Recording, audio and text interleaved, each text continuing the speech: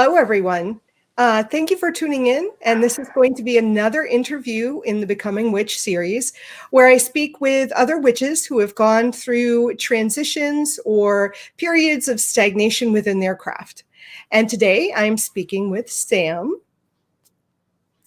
And she is from Sweden, correct? Yes. Very good.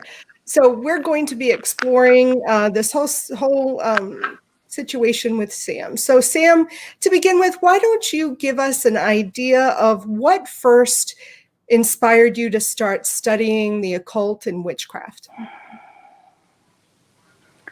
I don't think there was just one particular thing. Mm-hmm. Okay, where do we begin? I've always seen people, okay, since I was a child. It started when my father passed away, and I started seeing him, and I figured I was half crazy, and I didn't realize I was crazy, but I was still seeing people, so that didn't make a difference. So I figured it must come from somewhere. And I started reading everything. I read the Bible before I was 10. I read history. I then realized that no one in my family would like to call themselves a witch, particularly not my mother. But they do have, let's say, witchy qualities, which I started to realize within time. And I just started reading about it. I figured, the answer for me seeing anything or anyone, because I prefer to call them people, it must be somewhere. So I figured, just at one point you'll come up with some sort of an answer. Right. And that's really how it started. There wasn't really one particular point or a particular book. I mean, I remember reading Key of Solomon, which was the first book that I read. Yes, I read about the Kabbalah, and it all seemed interesting. So it just sort of rolled. It was like a snowball. It just started rolling, and I just started devouring books, really. So how old were you when you first started this interest? How old were you?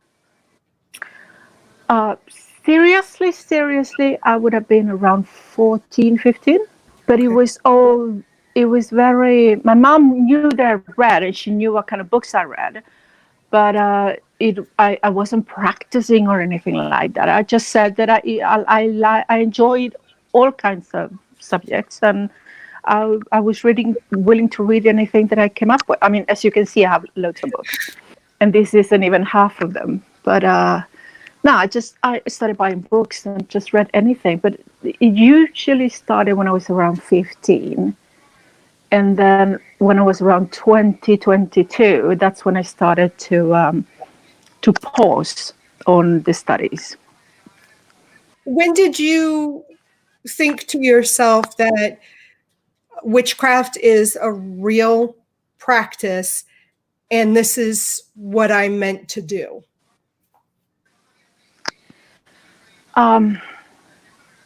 Before 20, Okay. before I was 20. Okay. Absolutely. Now, I always knew that it was real. Okay. Don't ask me to explain to you how, because there wasn't scientific proof for it. Right. But I always knew that it was real. There was something to it, because there is no way that you can see so many things and experience so many things and hear things and see people doing things that turn out to work and not have it be anything behind it. Right. So I knew that it was substantial, but I didn't really practice. I just studied. But I realized that at some point, whenever that was, that I was really going to get into it seriously and really study it. So in your studies, was there a point that you came to the conclusion that this was something I should be doing? Or was it just all basically studying? No, at first it was just study, just reading books and learning how to what a sigil was and what different plants it and all of those things. Yeah, now there've always been visitors where we live. Okay. And I used to have a friend who was Mambo, and he helped me to cleanse the house.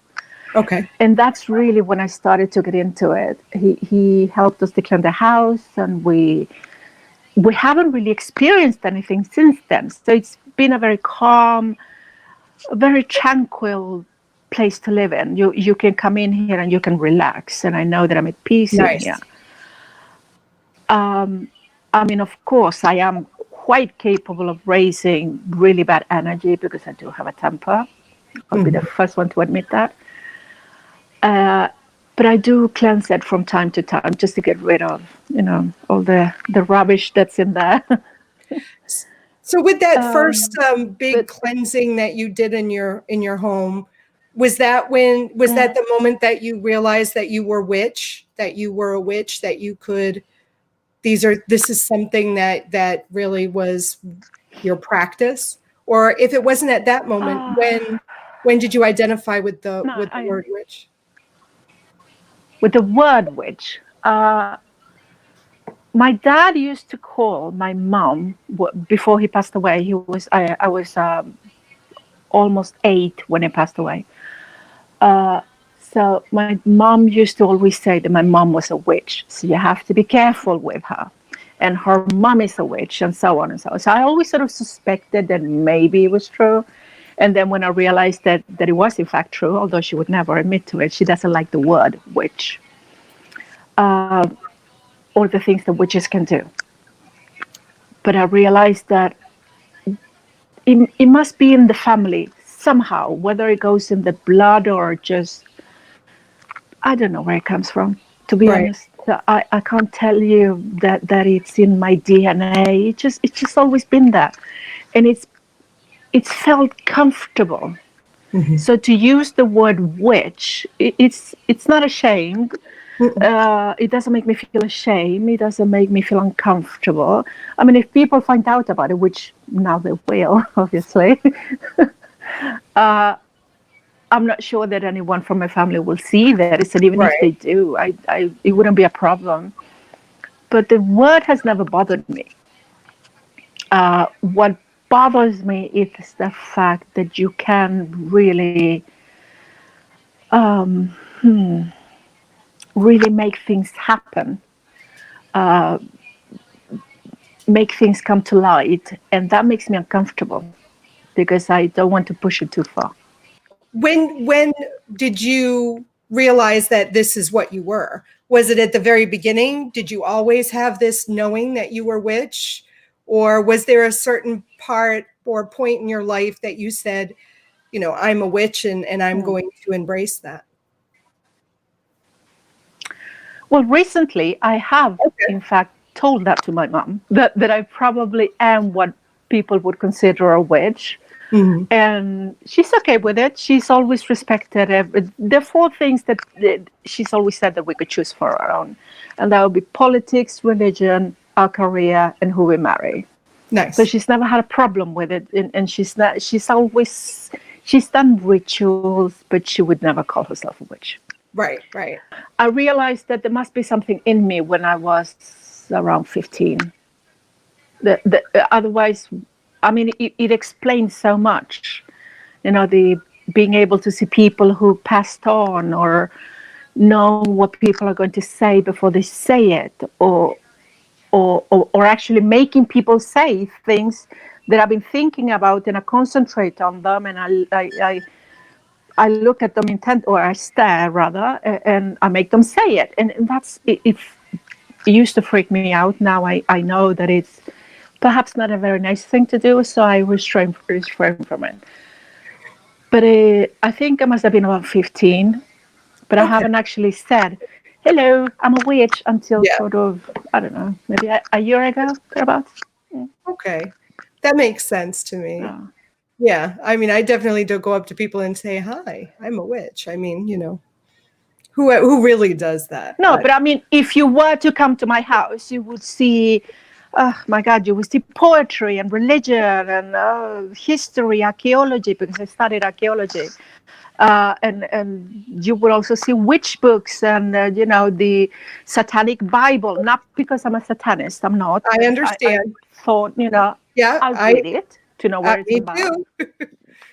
Yeah, exactly. So you would wonder why I have those books. And if people ask me, then, they ask me, and that's fine. And if they choose to think that I'm crazy, which the rest of my family probably would, that's fine too. That's right, right? Let them think what they will. You talked about doing the cleansing of your home. When we look back, when you first started actually practicing the craft, what other things did your witchcraft include? Clearly, it did cleansing and protection, but what other things did your craft include, or what sort of magic or witchcraft did you practice back then? The majority of your craft. Back then, I didn't practice anything. I just read. Okay. At the beginning, I just devoured everything I could get my hands on. I would just read everything, and just because I knew that it would probably work, I refrained from doing anything. So I Okay. didn't practice. And I've only recently started practicing. I mean, I have two altars at home. We have a Buddhist altar, Okay. or I have a Buddhist altar because I am a Buddhist. And that's been there, I don't know, 10 years, something like that. And I do have a more private altar in my room. Okay. So, and that's only been around for this last year. Okay. You went from studying. When did you, I mean, I don't know if we established when you first actually started practicing. Was that in your 20s? That would be this year. Oh, No, this no, no. year. Well, let's see. When I first did anything at all, I would have been 18. Okay. I did one ritual and it worked and it scared the hell out of me. So I didn't practice again until I was maybe 30. Okay. And that would have been, God, I'm old. Sorry, I tend to drift. I'm a Gemini. That would have been about 15 years ago. So when I was 30, that's when we did the cleansing of the house, and I realized that I had the ability to at least keep things in a bubble, shall we say? Because I still see people, but that is only outside my home now. It's when I visit hospitals or graveyards or things like that. Okay. That they So, tend to pop out. so I guess then you're in a very unique situation from other witches that I've interviewed. What led to you transitioning from purely studying it into practice? Well, to be honest with you, it's the same thing I told my mom. I said that I always knew that I could, that I had the ability to do it. And instead of just being scared of it, why not just really properly learn from it and just embrace it for what it is? I mean, it's always been there. Might as well just accept it properly. And that's what I did. I figured, I mean, it's not just a fad. It isn't. I realized that it's not just something I can test for a year and then put aside if I don't like it.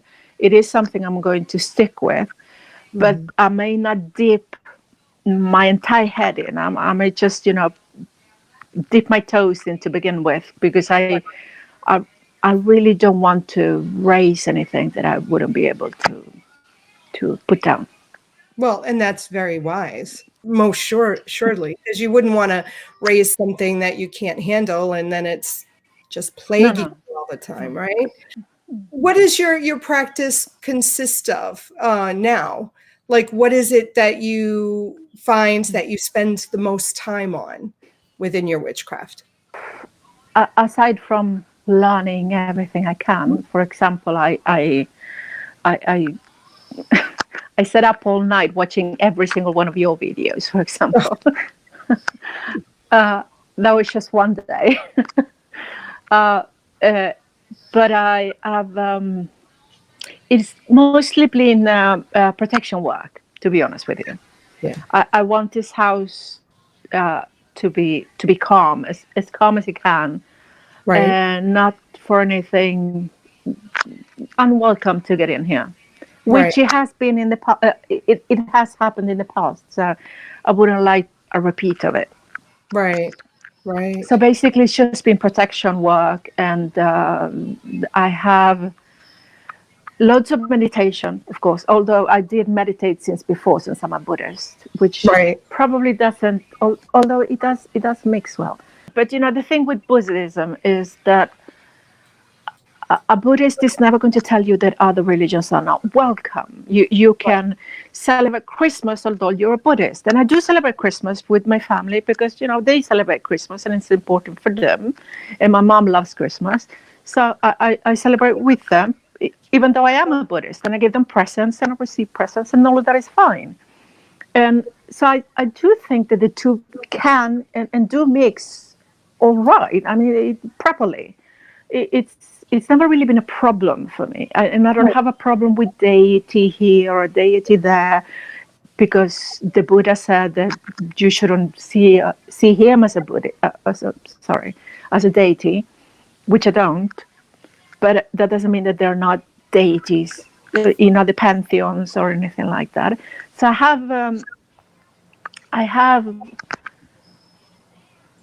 I feel attraction to a few of them, but I still haven't been able to put the finger on who it is and what it is that sort of calls me. Right. So I have done a lot of meditation, and I've been trying to get in touch with either a spirit animal, which is supposed to help me get through this, or whomever is supposed to lead me. So there's been a lot of that, but aside from that, it's mostly been protection, to be honest with you. I don't want to call the dead or hold a seance or nothing of that sort. And if anyone else tells me that they want help, getting their ex back or anything like that, I am not get into anything that brings me bad juju. I'm not doing that. So don't ask me for anything malevolent. That's not going to happen. Right. So you do, obviously, Yeah. meditation plays a big part in your practice. You said protections. Do you work with like crystals or stones or anything like that? I've started to a little bit, yes. Okay. I was in meditation. I mean, I know what this is going to sound like to anyone that doesn't deal with this subject, but in meditation, I was gifted an obsidian, which I hold very dear.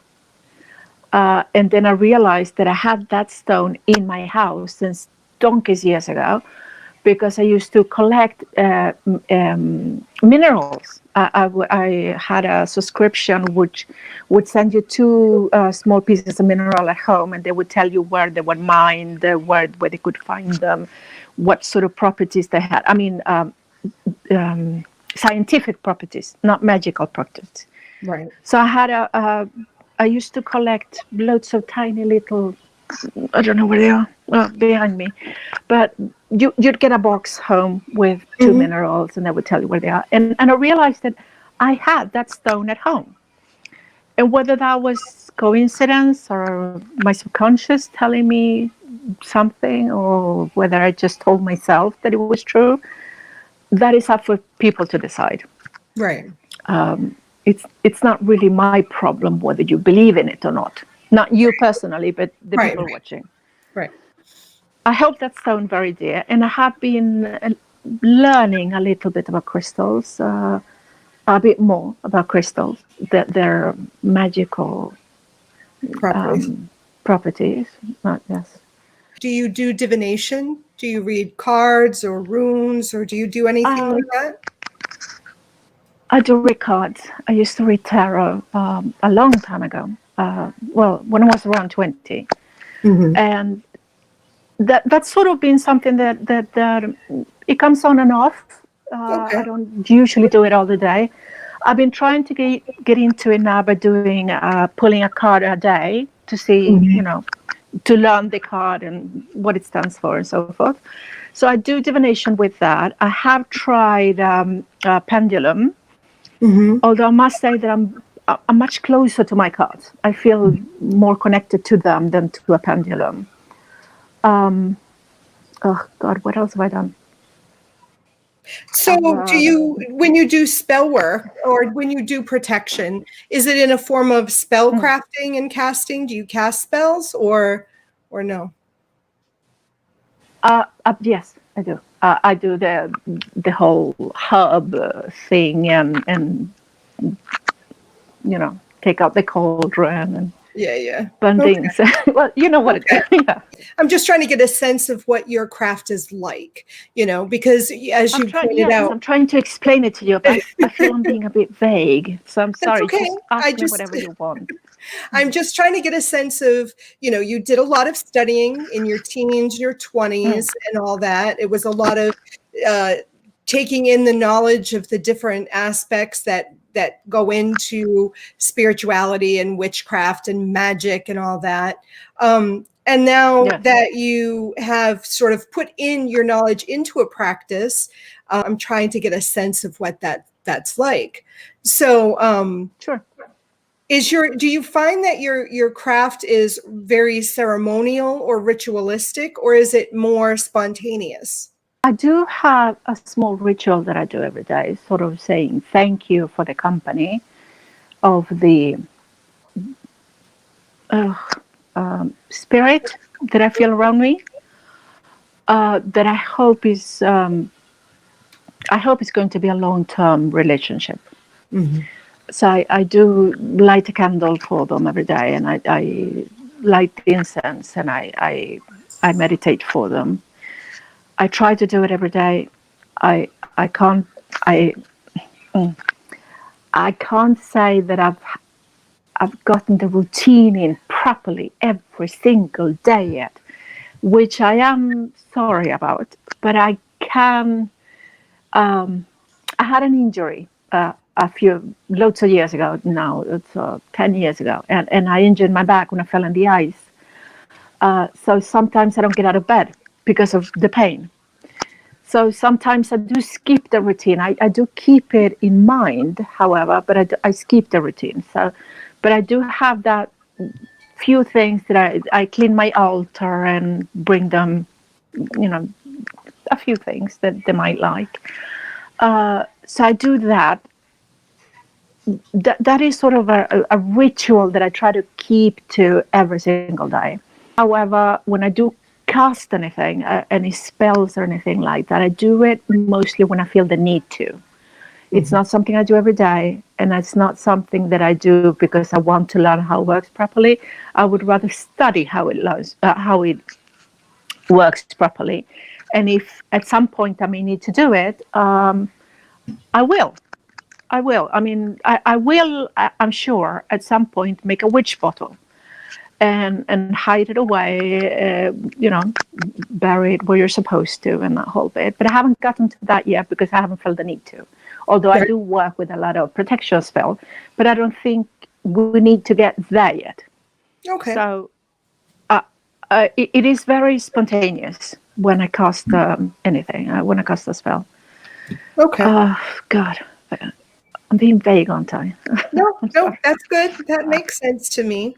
In your experience, in your magical life that you've lived so far, with the Mm. years and years of studying, you did mention that you had some moments where not necessarily inactivity, but perhaps things were happening that it didn't mean there was no interest, but you might have not been actively digging and studying. Can you talk Exactly. about that for a little bit? That mostly had to do with illness. Okay. I got cancer when I was 22. Oh. well, they found tumors first. At first, I had a few cysts, and then I got a tumor, and then they realized that it was, developing into something more serious. So that's when I usually just, although I probably should have stuck with it because it probably would have helped me spiritually, I put everything aside and I just concentrated on that. I even put school aside. I started just working and put university aside for a couple of years, and that's usually what halted everything, because unless you've been into the same situation and you've gone through the same thing, I don't think people understand or realize that everything sort of it sort of lands into limbo. You just put a halt onto anything. I mean, any plans on going on vacation, it just didn't seem important. And the loss of a lot of friends, because people don't like people who are ill. So, they find you boring, especially when you're 20. You're not supposed to be ill.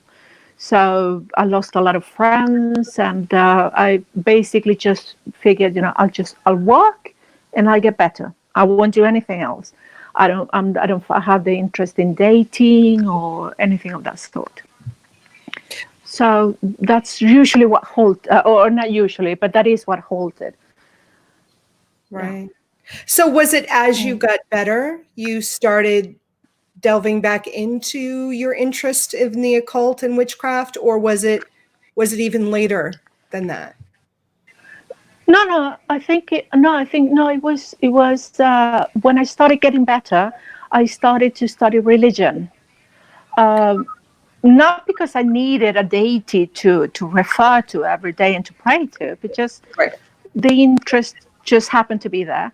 And I studied every single holy book I could get my hands on. I read the entire Bible, even the boring bits. And trust me, there are loads of boring Lots of bits. boring bits. Yeah, no, I mean, yeah, I hold it as holy because it is holy Right. for many, many people, Right. or most people, really. But to be honest with you, there are loads of boring bits in the I Bible know. that I think even most priests or vicars haven't read, or haven't read more than once at least. But so I read it cover to cover, and I read the Torah and everything, and then I found Buddhism, and I realized that it was what was best aligned with the person that I was then, and it still is. So I've been a Buddhist, oh God, for I think 15 years, thereabouts. And well, like I said, I read the Satanic Bible and the origin of Satan and about angels and, well, anything. Right. And since the interest had always been there, it just sort of developed, and now it's mixed together with Buddhism, which is really a very animistic religion, even though most people say that we don't believe in God, which is wrong. They just don't call it God. That's the Right. thing. Right. Or we just don't call it God, not they. But yeah, and developed from Buddhism. That makes sense to me. And I agree. I think a magical practice with Buddhism can work very well if you can meld them to work together. I think you would have a very strong practice there. I think it works, yes. Yeah, I think it works too. Clearly, you're a living example of it working, right? Thank you. So to sort of wrap it all up, what sort of advice would you give other witches who might be dealing with an illness or anything, any major thing that's occurring in their life that they're finding they're stagnant, or they've lost interest and they're trying to get back into it because they know, as you pointed out, that it can hold everything together, but they're so confused, they don't know which way to go or how to get back into it. What might you suggest Right. for them? Well, first of all, to study. Don't stop studying. Read whatever you can get your hands on. And even that is very simple nowadays, because you have Project Gutenberg, which holds, I mean, every book in there is for free. You can download everything. There is also Google Books, which helps you to read books for free. So do not stop studying. That's for one. I would not stop doing that. I would not pause like I did. So do as I say, not as I did.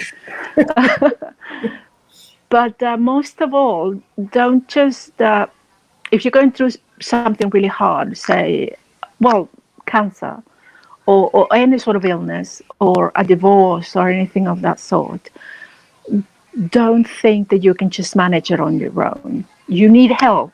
Wherever the help comes from, you need help. And if you don't have a friend that you can talk to, or a vicar that you can talk to, or a priest, or whomever it is, that, or your mom's not around, or you don't get along with your parents, or you don't have siblings, or whatever it is, at least you will have your faith, and that is important. Whatever your faith is, it is very important. And I would say, keep it tight, keep it close, and don't put it aside, because you will need it. It will come back to you quite easily, I find. Maybe not easily for everybody, because some people might find it difficult to sort of come out of the closet, as they call it. But think about it this way: 50 years from now, when everyone who talks about you now is gone, is it really going to matter what they said? Mm-hmm. Is it important for you to be happy? Which it is. And don't say no, because it is important for everyone to be happy. Mm-hmm. That doesn't, however, mean that you get to hurt anyone in the pursuit of your happiness. But it is important to have roots and to be happy and secure in those roots. I would say do not put it aside. And trust that, I know it's going to sound like a cliche, and I apologize for it, but it will be fine. It, even if you don't get through the problems and you think that you're in just a hole that you'll never get out of, at some point you will get out of it. Mm-hmm. At some point, everything ends. Nothing.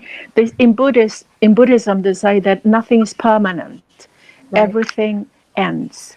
Even life ends. But that doesn't mean that it doesn't begin in some sort of new way. So Right. maybe your own life ended because you went through a divorce.